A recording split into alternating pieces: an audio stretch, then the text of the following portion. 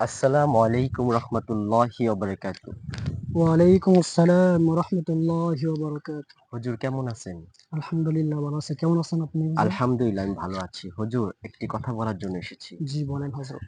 এই যে জিয়াদ শরীফকে আমি মাদ্রাসায় ভর্তি করিয়েছি। সে মাদ্রাসায় যায় নিয়মিত, কিন্তু যখন পড়া আয়ত্ত করে একটুখানি তার মাথায় থাকে, পরবর্তীতে সে আয়ত্ত করা পড়া আবার ভুলে যায়। এভাবে তার নাকি অনেক পেরেশানি হয়, তার ভালো লাগে না মাদ্রাসায় লেখাপড়া করতে।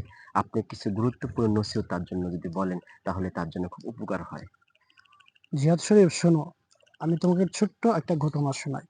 হতে পারে এই ঘটনাটাই তোমার জন্য ভালো কিছু হতে পারে। আমাদের যে ৪ মাযহাব আছে, এই মাযহাবের মধ্যে একজন মাযহাব হলো ইমাম শাফি রহমাতুল্লাহি আলাইহি মাযহাব। ঠিক আছে? মাযহাবে শাফি রহমাতুল্লাহি আলাইহি। তো ইমাম শাফি রহমাতুল্লাহ আলাইহি যখন ছোট ছিলেন, তখন তিনিও লেখাপড়া করতেন আবার ভুলে যেতেন। পড়া মুখস্থ করতেন আবার ভুলে যেতেন। মুখস্থ করতেন আবার ভুলে যেতেন। এরপরে যায় তার উস্তাদকে বলল, "হযরত জি, আমি তো পড়া পড়ি আবার ভুলে যাই।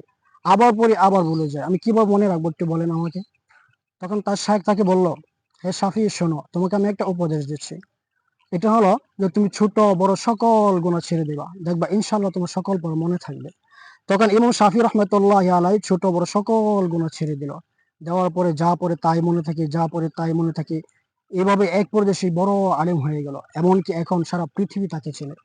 তো জিহাদ শরীফ, তুমি ছোট বড় সকল গুনাহ ছেড়ে দেবা। দেখবা একদিন ইমাম শাফি রহমতুল্লাহ আলাইহির মতো যুগ শ্রেষ্ঠ আলেম হয়ে যাবা। ছোট বড় সকল গুলা, যেমন মনে করো কাউকে গালি দেওয়া, কারো জিনিস না বলে নেওয়া, ঠিক আছে? কারোর সাথে দুষ্টামি করা, এই সকল গুনাহ ছেড়ে দিবা। ইনশাআল্লাহ দেখবা তুমি যুগ শ্রেষ্ঠ আলেম হয়ে যাবা। ঠিক আছে ভাই? জিয়া শরীফ শুনেছো হুজুর কি বলেছে? হুজুরের গুরুত্বপূর্ণ কথাগুলো তুমি নিয়মিত পালন করবে। ইনশাআল্লাহ আল্লাহর রহমতে তুমি পড়া মুখস্থ আয়ত্ত করতে পারবে।